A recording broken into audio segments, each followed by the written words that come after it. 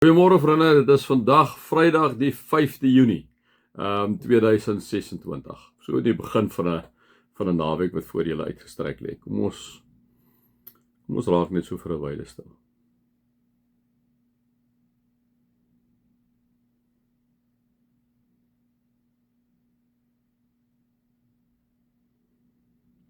O Here Jesus, wanneer ons Johannes 14 lees, dan sien ons Filippus erken nie vir U en die Vader as een nie. Here, ons mense moet altyd sê, ons mense se kop is te plat vir hierdie goed. En dan sê U in verbasing vir Filippus, Here, maar Filippus, maar jy sien my dan die heeltyd. As jy my sien, sien jy die Vader, Filippus. En Jesus dan gaan hy aan en dan sê hy later, maar weet jy, as dit vir jou moeilik is om te glo maar net op grond van die werke self, die wonderwerke wat ek doen. Here God, die grootheid van U, die almag van U, die alomteenwoordigheid vir U is net te groot vir ons as mense se koppe. En ons kom bely dit voor U en ons kom plaas dit by U, maar ons kom sê vir die bovenal dat U as hierdie God, die enige God, vir ons oneindig liefhet, bo en behalwe alles wat ons verkeerd doen. Kom sê ons net vir U baie dankie vir U groot genade. Amen. Nou mag daar vir julle genade en vrede en oorvloed wees, omdat julle God ken, Jesus ken en die Heilige Gees ken. Nou vriende, julle weet nou die Hebreërs skrywer is besig om oor die eerste verbond en die tweede verbond te praat, en hy praat dat Jesus is dan nou die tweede verbond, die nuwe verbond. Ons het dan by vers 15 van Hebreërs 9 gelees. Daarom is hy ook die middelaar van 'n nuwe verbond, né? En dan sien ons waar die ou verbond diere moes geoffer is, nuwe verbond is Christus in die plek van ons sondes gesterf as die lam, as die lam. En dan sê, en onthou nou elke keer die konteks, dit is 'n klomp Joodse Christene, of Jode wat Christene geword het, met wie die Hebreërs skrywer praat. So ook 'n klomp ander mense in daai tyd, hulle is vervolg, hulle was moedeloos, hulle was by tye gedink, hulle moet nou teruggaan na die ou verbond, daar was net te veel teenstand. Dis vir hierdie klomp wat hierdie Hebreërs skrywer dan nou hierdie ding skryf. So hy moet die heeltyd die goed baie duidelik uiteensit, dat dit eintlik oor Christus gaan, omdat hulle so nog vasgevang is, omdat hulle Jode is nog so vasgevang is in die Joodse verstaan van die skrif op daai stadium, moet hy vir hulle sê, onthou, dit gaan nie meer oor die offers nie, dit gaan nou oor Jesus, so dit is die hele tyd daai ding, En dan gaan hy aan en dan sê hy in vers 23, die aardse afbeeldings van die hemelse dinge, vers 23, moes dus noodwendig deur hierdie middele gereinig word, deur die bloed en deur al daai tipe goed van die bok en so. Maar die hemelse dinge self deur beter offers as hierdie. Nou ja, wat is nou die beter offer? Christus, Christus het nie ingegaan in 'n heiligdom wat deur mense gemaak is en net 'n namaaksel van die ware is. Nee, sê Hebreërs skrywer vir hierdie mense. Hy het in die hemel self ingegaan en nou ter wille van ons voor God verskyn.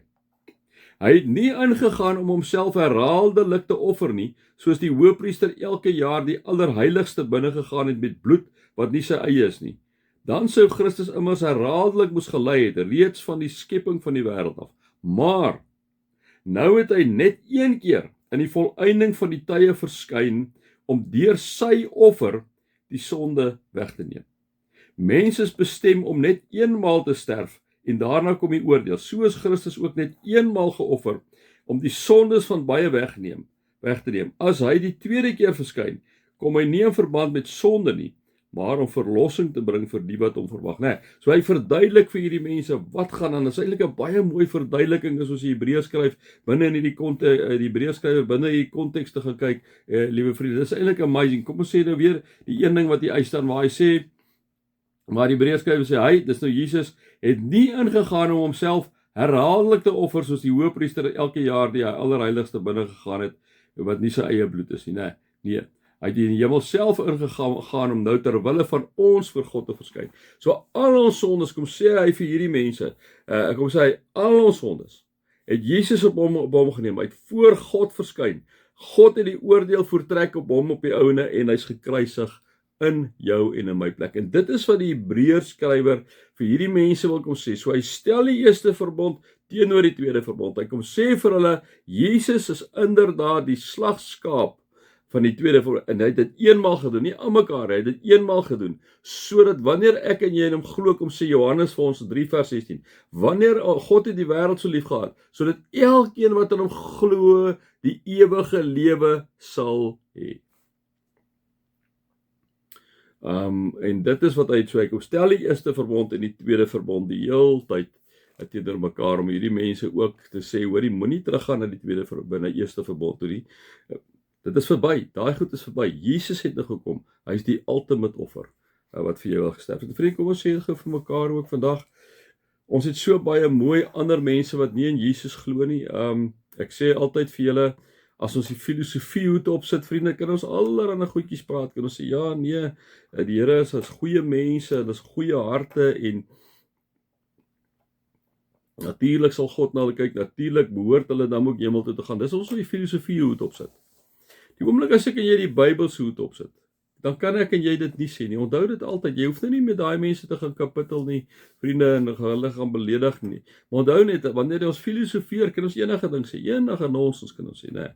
Maar wanneer ek en jy die Bybelse hoed opstik, dan is ons by die tweede verbond. Jesus is in ons plek geoffer. Daarom kom sê dit herhaaldelik in die Bybel. In Johannes 14 is dit weer, dink ek, as ek dit nie mis het, kom sê hy sê, ek is die weg, ek is die waarheid, ek is die lewe. Niemand kom by die Vader behalwe deur my nie. Maak nie saak hoeveel goeie goedjies jy het gedoen het nie. Maak nie saak hoe goed jou hart is nie. Jou ticket na die hemel toe is nie in die goeie goed wat jy gedoen het nie. Is nie in jou goeie mens wees nie. Die ticket hemel toe, liewe, is genade. Jy kan niks verdien nie. Jou ticket na die hemel toe is Jesus Christus alleen, want dit gaan nie oor jou goeie dade nie, want jou goeie dade, geliefde vriend, gaan jy nooit in die hemel bring nie. So, ons is nie met 'n opklim godsdienst. Hierdie ouens wat die ander godsdienste aanbid, dit is 'n opklim godsdienst. Wat doen ek goed? Ek is al goed, ek doen dit en ek doen dit en ek gee daar en ek doen dit en ek is goeie persone. Dit is nie dit is nie jou toelating tot die hemel omdat jy 'n goeie mens is nie. Jou toelating tot die hemel is genade, suiwer genade. En daardie toelatingsticket is Jesus Christus. As jy in Jesus Christus glo, die tweede verbond, as jy in hom glo, hy wat voor die Vader verskyn het vir jou en vir my sondes, dan eers as jy daarbo kom, gaan hy vir jou vra, hoekom moet ek jou inlaat? Dan kan jy sê, maar ek was 'n goeie mens op aarde, baie lief gewees vir die mense rondom, gaan hulle sê, ja, want dit is baie nice, maar dit ongelukkig is dit nie jou ticket nie. Jou ticket is Jesus. As jy bo kom, wil jou woorde die volgende wees, as ons sommer so kan 'n bietjie teologiseer daaroor. Moet jy daarbo wees, sê vir ons sê net maar Petrus is. Petrus, ek verdien hy niks nie. Ek verdien nie om hier in te gaan nie. Ek het 'n paar goeie goed gedoen, ek het 'n klomp slegte goed gedoen. Ek verdien nie op haar. My ticket is alleenlik dat ek vir jou kan kom sê dat Jesus het in my plek gesterf. Daai wonde van hom het gemaak dat ek hier kan inkom, nie omdat ek dit enigstens verdien, omdat ek oulik was vir 'n paar goeie, nee, ek is grondig sondig. Ek kan alleenlik hier inkom op grond van Jesus Christus wat in my plek gesterf het sodat ek die ewige lewe kan hê. Dis my ticket. En dan sê ou Petrus sê daar, kom maar binne, jy kan gaan. Dan kom 'n ander ou daar en sê, ja, ek het so 'n klomp goeie dae goed gedoen. Ek het 'n NGO gehad en ek het dit gehad en weet jy, ek het so mooi na hierdie mense gekyk wat in die ramptye het hulle kos nodig gehad, soos die gift van die gewers. Ek het alles gegaan, ek het voluit gegaan, ek het 10 ure, ek het 'n klomp dae verlof geloor. Ek het dit gedoen. So ek kan in die hemel kom want ek het al hierdie ongelooflike wonderlike goed gedoen. Dan sal Petrus hom net kyk en sê, het jy geglo in Jesus Christus, want hy sê ticket, sê die ou, nee. Sê my vriend, ek is baie bly dat jy so 'n goeie ou was en so 'n klomp goeie goed gedoen het. Maar die ticket om in die hemel in te kom is nie die goeie goed wat jy gedoen het nie. Ticket in die hemel is Jesus Christus wat vir jou gesterf het aan die kruis. As jy hom nie in jou lewe het en hom nie aangeneem het nie, dan moet jy ongelukkig daai ander pad stap. Maar hier kan jy nie aankom nie. Nee, dit is die tweede verbond. Jesus in ons plek vir ons sondes, sodat ek en jy, wanneer ons by God gaan kom, op grond van die feit dat ons kan sê, hier is ons ticket, dis Jesus Christus, kan ingaan in die ewigheid in. Die ander mense gaan nie, vriende. Weereens, as jy filosofie hoed op het, kan ons enige ding vir mekaar sê, en dis baie nice goedjies, as ons mekaar kan sê, as jy die Bybelse hoed op het, kan ons dit ongelukkig nie sê. Mag julle God se liefde ervaar, sy genade ervaar en sy teenwoordigheid ervaar. Amen.